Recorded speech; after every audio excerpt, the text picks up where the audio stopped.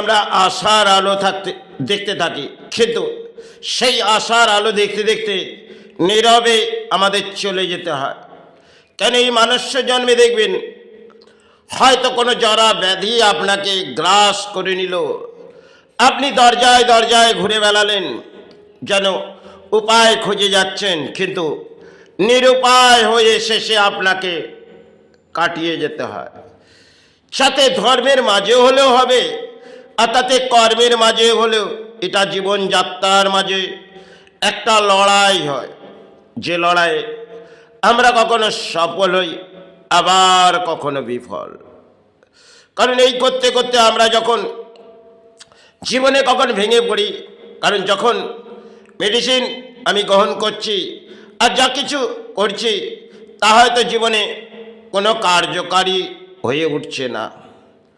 এগুলো জীবনে দাম্পত্য জীবনে মনুষ্য জন্মে বহু কিছু কেটে যায়, আমরা সাহারা আনি অর্থ, কিন্তু সেই অর্থ একটা সময় আমাদের হাত দিয়ে একের পর এক বিলীন হয়ে যায়। বিষয় সম্পত্তি যেগুলো গড়া যায় তার মধ্যেও কিছু চলে যায়, কারণ একটা ব্যাধি লাগলেন, সেখানে যে কোনো করণীয় আপনাকে জীবনযাত্রা কাটানোর জন্যে, আপনাকে প্রাণে বেঁচে থাকার জন্যে আপনাকে লড়াই চালাতে হবে। এবং লড়াই চালাতে গেলে আপনার অর্থ সঞ্চয় চাই, এবং অর্থ যদি না থাকে তাহলে আপনি কোনো ইলাজ আপনি করতে পারবেন না। আর ইলাজ করতে করতে কখনো আমাদের নীরব হয়ে যেতে হয়, কারণ ইলাজটা আমাদের দেহের মধ্যে, কারণ মেডিসিন দিয়ে আমাদের ইলাজ, সেই ইলাজ করতে করতে আমরা বিফল হয়ে পড়ি। কারণ যখন জীবনযাত্রার মাঝে লড়াইটা এসে যায়, শেষ লড়াই, তখন আমরা ভাবি এই জীবনে সফল তো কিছু হলো না, যা হলো বিফল, তাহলে এবার আমাকে সে চরণে আশ্রয় নিতে হবে।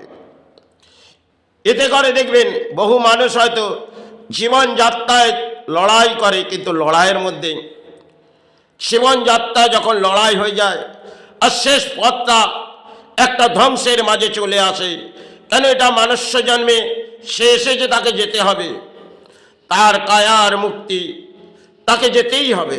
কারো জীবনে জরা ব্যাধি এলো, আবার কারো জীবনে একটা দশা নেমে পড়লো, সেই দশার মাঝে তিনি বহু অর্থ বিলীন করে দিল। এই দাম্পত্য জীবনে আমরা অর্থ নিয়ে হয়তো লড়াই করি, আবার সেই লড়াইয়ে কখনো সফল কখনো বিফল। এই মনুষ্য জন্মে আমরা অর্থ অর্থ করে চিৎকার করি, কিন্তু একটা সময় আমাদের দাম্পত্য জীবনে এই জড়িবুটি যেগুলো নিয়ে আমাদের দাম্পত্য জীবনে একটা ইলাজের সাহারা ছিল। আজকে রোগের বাসা বাংলা কেন সারা ভারতবর্ষের মাঝে সৃষ্টির একটা জ্বর যেন আমাদের দেহর মধ্যে বেঁধে আসছে। আর আজকে সে কোনো জিনিসে আমরা কখনো ভুল পথেও আমরা পা দিয়ে দিই, কারণ তাদেরও অর্থের প্রয়োজন যারা ইলাজ করছে, আর সেখানে আপনার দাম্পত্য জীবন বিফল হয়ে যেতে পারে। কখনো কখনো দেখবেন আমরা যে পথটা হাঁটি সে পথ কখনো সফল পাই, আবার কোনো পথ ধরি তো সেটা বিফল হয়।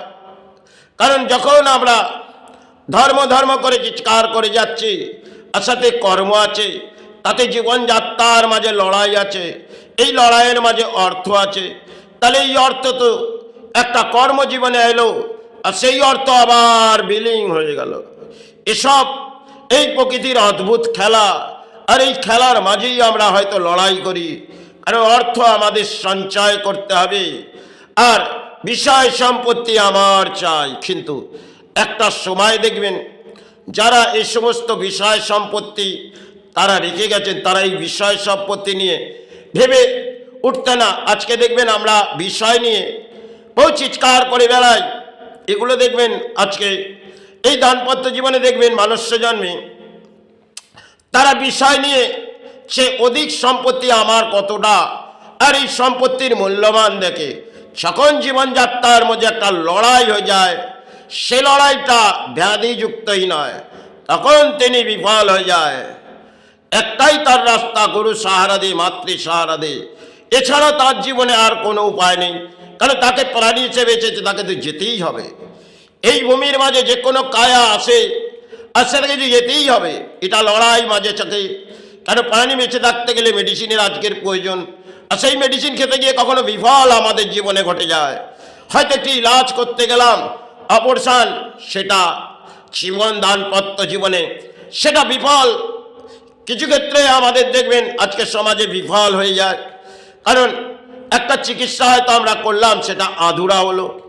পুরোনো সময় আমরা জড়িবুটি দিয়ে ইলাজ হতো, সে সময় ক্ষেত্রে হতো হয়তো।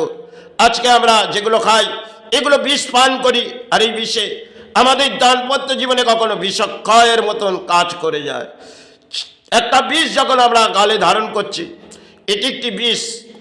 যে মেডিসিনগুলো আমরা খাচ্ছি তা এক একটা বিষ। সেই বিষের মধ্যে আমরা শ্বাস বৃত্তি নিচ্ছি, আর এই বিষ যখন দেহের মধ্যে একটা ছড়িয়ে পড়ে একটা ইনফেকশানে, তখন জীবনযাত্রার মাঝে শেষ লড়াই মনে হয়ে যায়। যাই হোক, এগুলো মনুষ্য জন্মে বহু কিছু ঘটে।